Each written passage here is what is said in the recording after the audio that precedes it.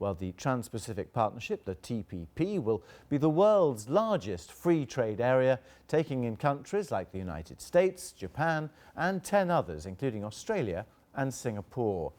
Together they account for 40% of the global economy.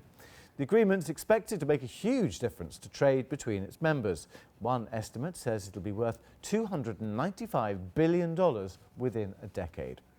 Well, the signing of the deal was announced by US Trade Representative Michael Froman a little earlier. After more than 5 years of intensive negotiations, we have come to an agreement that will support jobs, drive sustainable growth, foster inclusive development, and promote innovation across the Asia-Pacific region.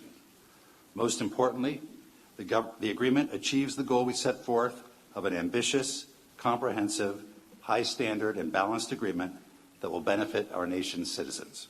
Michael Froman. Well, let's get more from BBC's Samira Hussain, who joins us from New York. President Obama will be delighted about this. What about Beijing, though?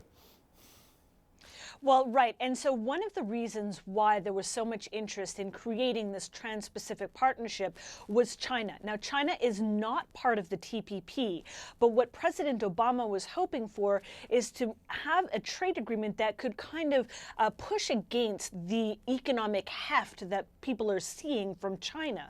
At least that was what they were saying at the very beginning.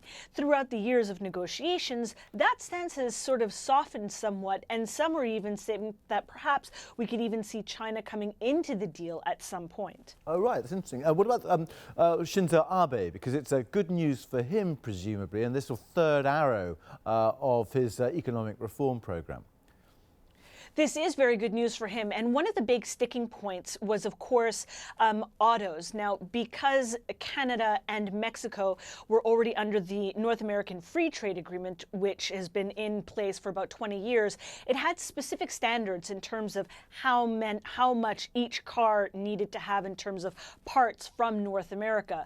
That has been negotiated, and Japan is now going to be able to participate in that in terms of lesser tariffs on their overall cars, and also being able to contribute parts for cars, for North American made cars. So just generally, Samira, what does this mean for, for farmers, for dairy producers, cheese makers, to intellectual rights issues? I mean, just give us a broad brush synopsis of it, really. Well, one of the big problems and one of the big criticisms of this deal has been that a lot of the negotiations have been happening behind closed doors. And so the actual nuts and bolts of the deal won't really be released for another month. That's when the 30-page manual, so to speak, will be released. But many critics are saying that this deal favors corporations over others. And there have been so many sticking points, from anything like dairy, sugar, automobile parts, and of course medicines, that it's almost hard to keep track of where everybody lands in terms of their specific interest. So many are going to be waiting to get more details when the actual deal is released. Yeah, because I mean there have been so many complaints, haven't there? I mean, every country blaming each other for sort of vested interests, the Rust Belt, for example, in the United States and elsewhere. Do you think these things really have been ironed out, or actually when it comes to the detail it might not be quite as sparkling as people think it is at the moment?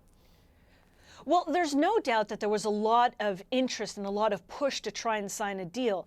I mean, back in July, the same ministers had met in Hawaii, and there was a lot of hope that a deal was going to be signed then. A deal did not come through. Fast forward to now, these trade negotiations were only supposed to last 2 days. They continued these negotiations throughout the weekend, and here we are on Monday morning here in the United States, and they're announcing this deal. So there was certainly a lot of interest for each individual country to try and get this deal signed. Not, of course, President Obama at the top of that list.